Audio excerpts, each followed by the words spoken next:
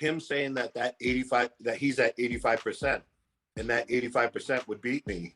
No, that's not even, no, he's insane. He bumped his head. I think he's drinking that cheap Italian wine, and he's got to stop that. You win or lose, time will show. But how do you see your chance against Ermes?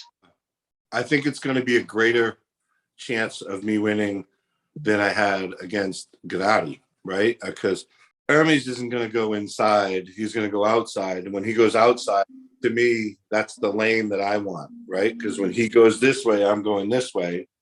And I think, you know, he's quick and he's fast. I've seen him.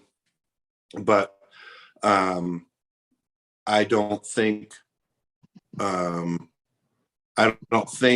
it's going to be as difficult as it was against Cadorette. I think he knows that. And I think Ermes can say whatever he wants, and he can say, "Oh, he's got a weak wrist. He's got a weak wrist." It's not a weak wrist. It's I don't mind giving up my wrist, right? But that'd be like me saying he's got a weak bicep, right? He ain't gonna go into a hook, and he ain't gonna go inside.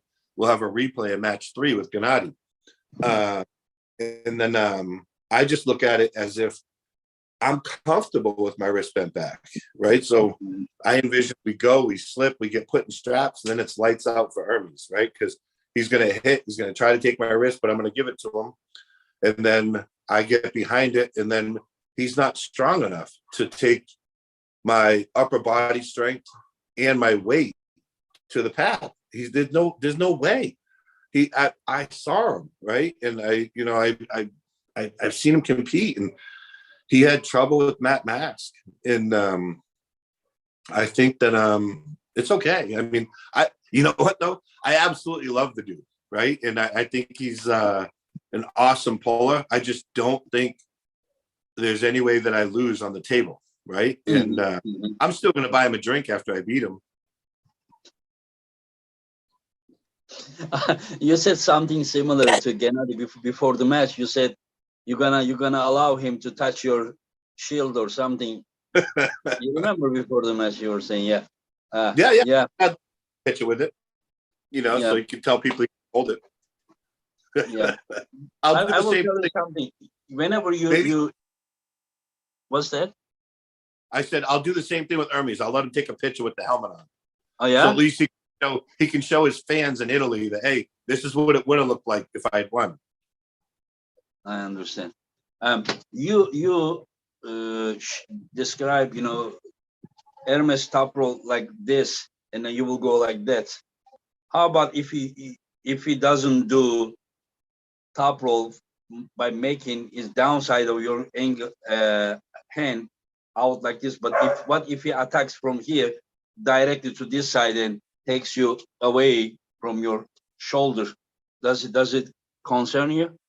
I know what you're saying, but you know what I mean, like more I'm not going to allow myself, Engin, I'm not going to allow myself my wrist to get put on this side of my shoulder. If my wrist gets put on this side of my shoulder, I have to move, right?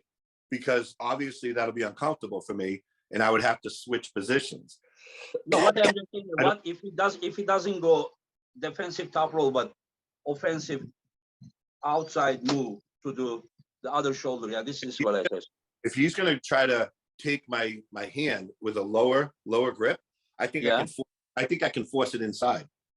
Right? Okay. So if he doesn't have the balls, I don't think he's going to have the balls to go that low, because then I can force that match inside. His only way of doing it is to come out on my fingers, right? And to come out on my fingers, if you give me too much fingers around the top and you're going to grab inside, I can force that match inside. So everyone that goes against me, they think they have a game plan before they go, and then what happens, right? It's all fucked up, right? So when he goes with me, he's going to have to stay high, because he's have to come out on my fingers. If he goes too low, right? No, he doesn't have to go low. He can still hold high, but instead of doing this, he can go this, like to the left shoulder directly, just to take your hand right away, from shoulder. Not like this way there, so you can push. But what if he goes to this way? You know what I mean or not? I know what you mean. He's not going to be able to take. He's not going to be able to separate my right wrist.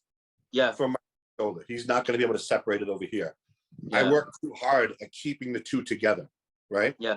Yeah. So the first match with Gennady, I allowed myself to get too open, and then on the other side, right?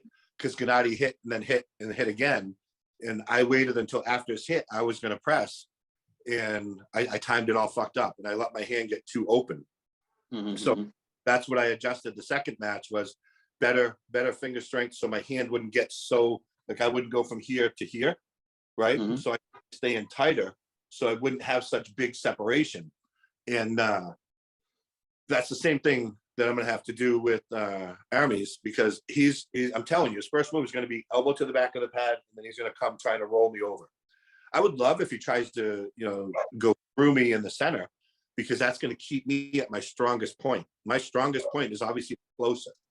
Everyone wants to separate my hand from my shoulder, right? Mhm. And if I stay in tight, I can't lose. But we'll see. I mean, I'll be ready. I don't know until the first match, right? I mean, I try to prepare for a few different scenarios, but all I can do is go in the strongest that I can be, and then adapt to whatever I need to do to win. And I'll know the minute he grabs my hand where I feel like my lane's going to be. And once he grabs me, and once we set up, it'll come to light to me that, okay, my lane is here. Boom. And or all right, he's grabbing a little lower, he's grabbing a little higher. I feel pressure. Where's it at? And on go, I know he's quick, so I'm going to be ready for go. I'll be able to stop at any hit that he's going to be able to give. And I need to be able to block, stop, and press.